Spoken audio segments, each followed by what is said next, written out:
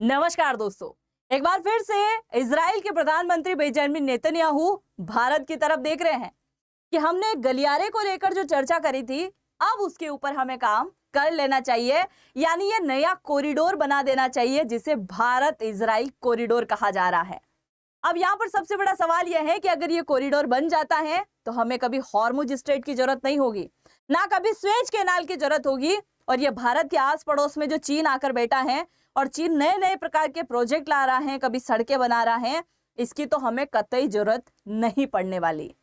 आज के इस वीडियो में हम चर्चा करने वाले हैं कि आखिरकार इजराइल बार बार भारत को क्यों बोल रहा है कि ये कॉरिडोर कंप्लीट कर दो, और अगर ये कॉरिडोर कंप्लीट हो जाता है तो भारत अपना माल सीधा यूरोप तक कैसे भेज पाएगा, कैसे हमें दुनिया भर के कई सारे रास्तों की जरूरत नहीं पड़ने वाली है। सब के बारे में आज के इस वीडियो में हम चर्चा करने वाले हैं। तो शुरुआत करते हैं आज के इस वीडियो की और जानते हैं इसकी पूरी जानकारी। मेरा नाम है अंजलि और मैं आप सभी का स्वागत करती हूं अंजलि जोशी के YouTube प्लेटफॉर्म पर। सबसे पहले आप जरा यहाँ पर देखिए, इन दोनों को आप बहुत अच्छे से जानते हैं, तो इस परियोजना की शुरुआत भी इन दोनों की तरफ से ही की गई है। अब देखिए, ये जो कॉरिडोर है इसका लक्ष्य कई वर्ष पहले रख दिया गया, यानी 9 सितंबर 2023 को इस कॉरिडोर को लेकर भारत के अंदर चर्चा की गई थी, जब भारत G20 का आयोजन कर रहा था। उस समय इजराइल ने प्रस्ताव रखा, भारत ने भी सहमति दी, यहां तक कि अमेरिका ने भी 2024 के अंदर इसे लेकर सहमति दे दी। अब इजराइल के प्रधानमंत्री बेंजामिन नेतन्याहू बार बार इस कॉरिडोर को लेकर बोल रहे हैं कि भाई साहब, जिस देश के अंदर, यानी दुनिया के जो देश इसके साथ कनेक्ट होने वाले हैं, वो इस कॉरिडोर को लेकर अपना काम शुरू कर दें। और इजराइल के मीडिया भी बार बार इस कॉरिडोर को लेकर चर्चा कर रही है। अब मैं आपको यहाँ पर बताने वाली हूँ कि आखिरकार ये कॉरिडोर कौन सा है, कौन से देश से कहां तक जाने वाला है और हमें इसकी जरूरत क्यों है। सबसे पहले इस कॉरिडोर का नाम जानिए। इस कॉरिडोर का नाम है IMEC, यानी India middle east Europe economic corridor इसका नाम है, जो कि इंडिया से शुरू होता है और यूरोप में जाकर खत्म होता है। सबसे पहले कॉरिडोर आप देखिए, भारत के समुद्री तट से, यानी यहाँ ये जो इलाका आपको दिखाई दे रहा है अरब सागर का, यहां से इसकी शुरुआत होगी। समुद्र के मार्ग से होते हुए सामान कहाँ जाएगा? ये जाएगा पहले खाड़ी देश UAE के अंदर। अब आप बोलोगे कि ये रहा हॉर्मुज स्ट्रेट, और हॉर्मुज स्ट्रेट के अंदर ही तो सामान जा रहा है। ये सामान हॉर्मुज स्ट्रेट नहीं बल्कि ओमान के खाड़ी से होते हुए कहाँ जाएगा? UAE के अंदर जाएगा, जहां जबेल अली क्या है, पहले से ही पोर्ट बना हुआ है, जहां दुनिया भर के कई सारे व्यापारिक कंटेनर आकर पड़े रहते हैं। ठीक है भाई, यहां से रास्ता फिर कहां जाएगा? फिर ये रास्ता जाएगा कहां पर? ये जाएगा सऊदी अरब के अंदर। सऊदी अरब से होते हुए ये माल कहां जाएगा? ये जाएगा जॉर्डन के अंदर, और जॉर्डन से होते हुए ये कहां जाएगा? मेन मास्टरमाइंड इजराइल के अंदर, और इजराइल से फिर ये जाएगा मेडिटेरियन सी होते हुए, यानी समुद्री मार्ग से होते हुए यूरोप के देशों के अंदर एंट्री करेगा, जहां ग्रीस हो गया है, फ्रांस हो गया, इटली हो गया, और दुनिया भर के कई सारे देशों के साथ में व्यापार कनेक्ट होगा। अब यहाँ आपको ये रास्ता दिखाई दे रहा है। अब इस रास्ते में जैसे जैसे जो देश ऐड होंगे उनका क्या क्या फायदा है वो मैं आपको दिखाऊंगी, पर आप इससे पहले जानिए कि ये रास्ता नहीं है, इससे पहले हम कहां से व्यापार कर रहे थे, यानी कहां कहां होकर हमारी चीजें यहां से जा रही थी। ये आपको दिखाई दे रहा है, ये है वर्ल्ड मैप। वर्ल्ड मैप में ये आपको दिखाई दे रहा है हमारा देश। अब आप मानिए, हमारे देश की बात छोड़कर अगर आप जापान या चीन की बात करते हैं कि जापान चीन अगर यूरोप से अपना माल मंगवाना चाहते हैं तो वो कौन से रास्ते से होकर आता है। मान लीजिए ये रहा जापान। अगर जापान को यूरोप तक कोई सामान भेजना है तो इस तरफ तो अभी तक ऐसा कोई रास्ता नहीं है। इसके लिए वो क्या करेगा, यहाँ होते हुए साउथ चाइना सी से होते हुए कहाँ आएगा? मलक्का स्ट्रेट, इंडोनेशिया मलेशिया वाले इलाके में। मलक्का स्ट्रेट से होते हुए अरब सागर, और अरब सागर से होते हुए इस वाले रास्ते में यानी कि बाब अल मदेब, और यहाँ से होते हुए सेज कैनाल से होते हुए मेडिटेरियन सी, और फिर जाएगा यूरोप के अंदर। ऐसे ही जा रहा है। अगर हॉर्मुज स्ट्रेट से कोई सामान निकलना है, जैसे सऊदी अरब की बात करें तो सऊदी अरब हॉर्मुज स्ट्रेट से होते हुए अपने सामान को इधर लाएगा और फिर स्वेज कैनाल से होकर लेकर चला जाएगा। इसको मैं थोड़ा जूम करके आपको समझाती हूँ। आप देखिए, अगर हम जूम करें तो ये रहा हमारा देश और ये रहा खाड़ी देश। अब आप देखो, अगर हमें कोई भी सामान भेजना है तो हमें इसी वाले रास्ते से होकर जाना पड़ता है।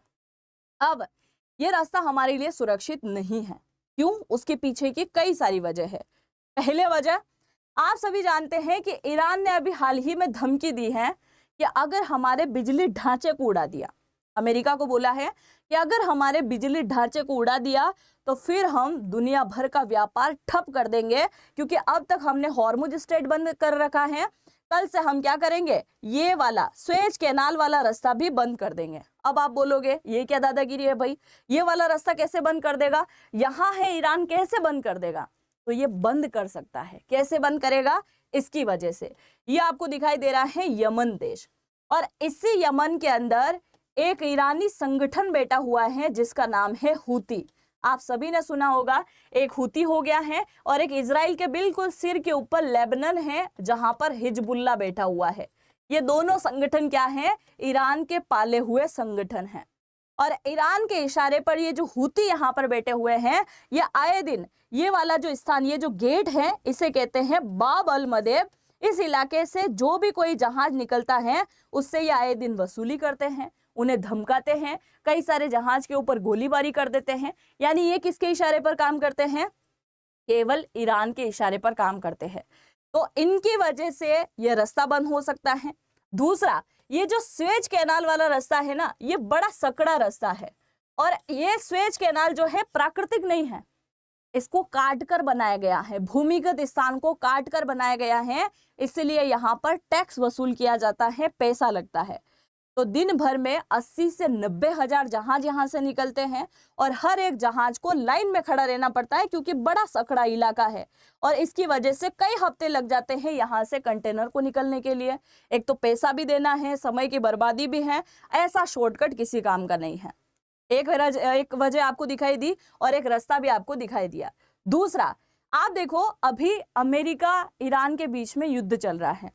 आपको क्या लगता है ये युद्ध अभी चल रहा है, खत्म हो जाएगा? नहीं, ये युद्ध बहुत लंबे टाइम तक चलने वाला है, और हो सकता है कि बार बार हर साल एक न एक महीने में ये युद्ध होता रहेगा, और इसी टाइप की समस्या पूरे देशों में यानी पूरी दुनिया में होती रहेगी।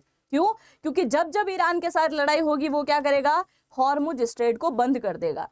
और हॉर्मुज स्ट्रेट का बंद होना यानी ये जो सारे देश आपको दिखाई दे रहे हैं जिनकी अर्थव्यवस्था केवल और केवल गैस और ऑयल पर टिकी हुई है, और अगर ये गैस ऑयल नहीं बेचेंगे तो इनकी अर्थव्यवस्था डाउन होगी कि नहीं होगी? हो जाएगी ना, क्योंकि ये गैस और तेल यहाँ से नहीं निकलेगा और दुनिया के देशों तक नहीं पहुंचेगा तो बड़ी दिक्कत होगी। और अभी ईरान यही कर रहा है, क्योंकि आप देखो, Iraq, Kuwait, Bahrain, Qatar, Saudi Arab, UAE, जितने भी देश आपको दिखाई दे रहे हैं, सब के सब अपना तेल कहां से निकालते हैं? इसी वाले रास्ते से, पर्शियन गल्फ में होते हुए, ओमान की खाड़ी से होते हुए। अगर किसी को जापान जाना है, चाइना जाना है, कोरिया जाना है, भारत जाना है तो इस रास्ते में, अगर यूरोप जाना है तो इसी हॉर्मुज स्ट्रेट से होते हुए इस साइड आकर फिर स्वेज कैनाल से होते हुए ये निकल के चले जाएंगे।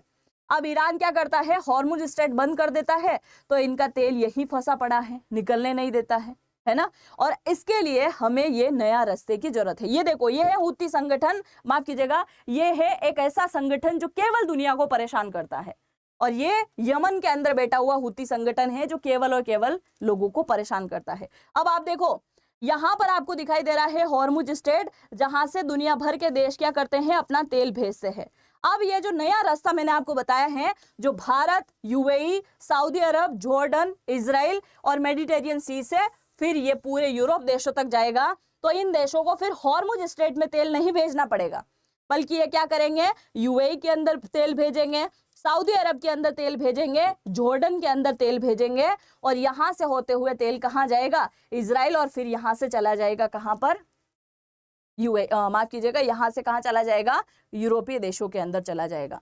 तो अब आपको एक बात समझ में आ गई होगी कि इस रास्ते की हमें कितनी ज्यादा जरूरत है। एक तो ये रास्ता बनेगा जिससे अमेरिका, भारत, इजराइल, यहाँ तक कि अरब देश सारे के सारे संगठित होंगे, और ये किसके खिलाफ हो सकते हैं? पाकिस्तान के खिलाफ हो सकते हैं। ये बड़ा फायदा होने वाला है। अच्छा, फायदे की बात करते हैं, तो ये जिस जिस रास्ता यानी जिस जिस देश से होकर ये रास्ता जा रहा है, वहां कौन कौन से देश को क्या क्या फायदा होने वाला है, जरा आप फायदा भी समझिए। सबसे पहला फायदा हम देख लेते हैं सऊदी अरब का। ये आपको दिखाई दे रहा है सऊदी अरब। अब आप देखो, सऊदी अरब ने अभी हाल ही में एक विजन रखा है, विजन 2030। ये विजन क्या है? सऊदी अरब का कहना है कि आने वाले 20-30 सालों के अंदर अगर दुनिया को ऑयल और गैस की जरूरत नहीं होगी तो फिर हमारे देश का क्या होगा, यानी हमारे देश की अर्थव्यवस्था कैसे चलेगी। आपको मैंने बताया कि इन खाड़ी देशों की अर्थव्यवस्था किस पर डिपेंड है? केवल ऑयल और गैस पर। और अगर दुनिया पूरी तरीके से इलेक्ट्रॉनिक वाहन पर डिपेंड हो जाए, उन्हें किसी प्रकार के तेल गैस की जरूरत ना हो और यूरेनियम संवर्धन करके फिर बिजली का उत्पादन भी शुरू कर दे हर प्रकार से, क्योंकि हाइड्रोजन ट्रेन भारत के अंदर चल चुकी है, इसी प्रकार की चीजें शुरू हो जाए तो फिर इनकी जरूरत क्या है। और ये बात सऊदी अरब अच्छे से समझ रहा है। सऊदी अरब बोल रहा है कि अगर फ्यूचर में जरूरत नहीं होगी तो हमारा देश कैसे चलेगा। आज तो भर भर के पैसा आ रहा है, कल क्या होगा। और इसके लिए सऊदी अरब ने लक्ष्य रखा 2030 तक का, कि 2030 तक हमें क्या करना है, सऊदी अरब में टूरिज्म को बढ़ावा देना है, नियोम सिटी जो बना रहा है उसके ऊपर भी वर्क करना है। और इसके साथ साथ सऊदी अरब क्या चाहता है कि एक लॉजिस्टिक हब बने, ट्रांजिट हब बने, ताकि दुनिया भर के व्यापार के कंटेनर यहाँ से होकर जाए, जिसके लिए हम शुल्क ले पाए, बहुत अच्छे से पैसा उनसे वसूल कर पाए, ताकि हमारे देश की अर्थव्यवस्था पर कोई नुकसान ना हो।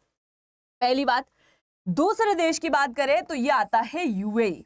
यूएई के अंदर ऑलरेडी दुनिया भर का गेटवे बना हुआ है, क्योंकि आप देखो, अगर एशिया से कोई भी माल समुद्र में होते हुए जा रहा है यूएई के अंदर, और यूएई से लोड होकर ट्रेन में या फिर सड़क से जाएगा सऊदी, और यहां से सड़क मार्ग से कहां जाएगा, हाइफा पोर्ट तक, यानी कि कहां तक, इजराइल तक।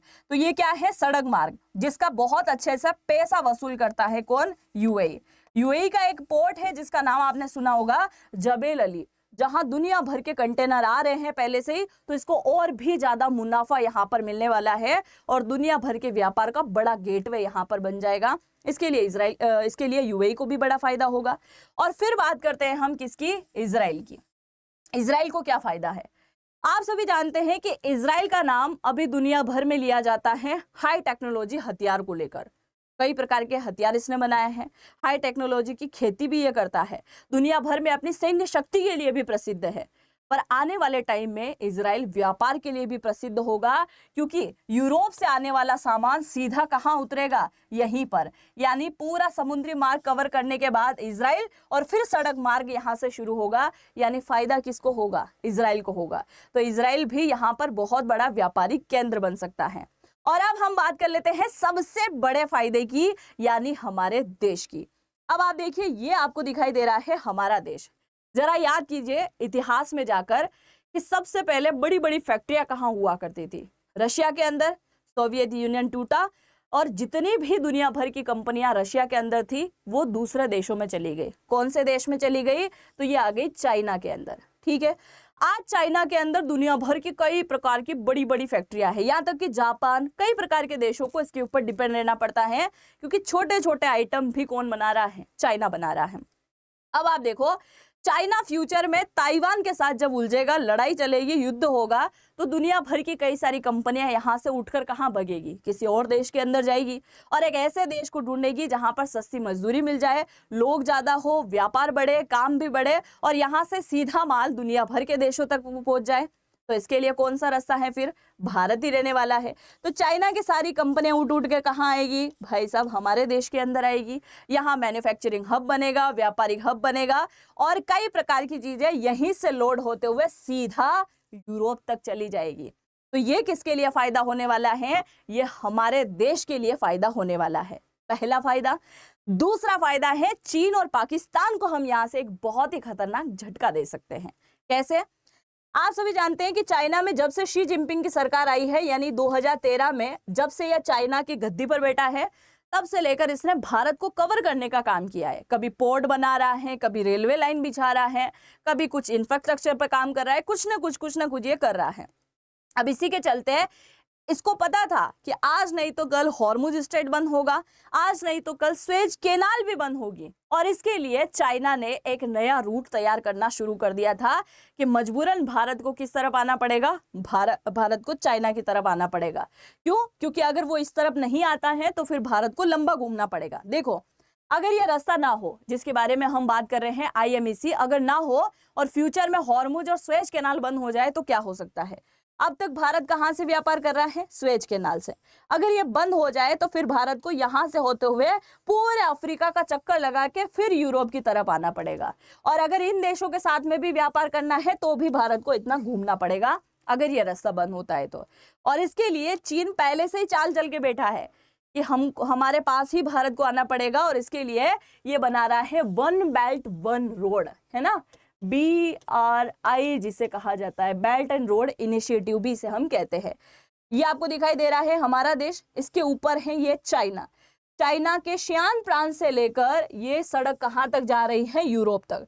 ताकि ये रास्ते बंद हो जाए तो ये सारे के सारे देश, जापान, कोरिया वगैरह, इंडिया वगैरह, सब के सब यहाँ से क्या करे, सामान यहाँ तक भेजे। और अब भारत यहाँ से सीधा रास्ता बनाएगा तो BRI को भी बहुत बड़ा झटका यहाँ पर लगने वाला है, यानी चाइना को भी कोई पूछने वाला नहीं होने वाला है। तो अब आप मुझे जरा बताइए कि इजराइल के प्रधानमंत्री बेंजामिन नेतन्याहू बोल रहे हैं तो क्या इस प्रोजेक्ट के ऊपर काम कर लेना चाहिए। आप क्या सोचते हैं, आपको जरूर से कमेंट सेक्शन में लिखना पड़ेगा, क्योंकि आपकी राय बड़ी मायने रखती है। और इस प्रोजेक्ट में बिल्कुल बेंजामिन नेतन्याहू की सहमति है, PM मोदी की सहमति है, और यहाँ तक कि अब ट्रंप चाचा भी सहमति दे रहे हैं, क्योंकि उस समय जो बिडेन ने सहमति दी थी और आज ट्रंप भी इसकी सहमति दे रहा है कि इसका काम पूरा कर लेना चाहिए। पर सऊदी अरब थोड़ी सी यहाँ पर नाकामी दिखा रहा है। सऊदी बोल रहा है कि कुछ समय के लिए हमें रुक जाना चाहिए, बाद में हम कंप्लीट करेंगे।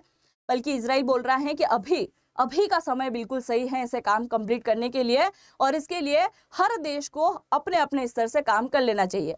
जैसे भारत के अंदर बड़े पोर्ट बनेंगे तो भारत को बना लेना चाहिए, सऊदी अरब के अंदर रेलवे लाइन और सड़क मार्ग बनेगा तो वो सऊदी को करना चाहिए, जॉर्डन को अपना काम करना चाहिए, UAE को अपना, और इजराइल के अंदर पोर्ट जो बन रहा है हाइपा बड़े लेवल पर, वो हम खुद कर लेंगे।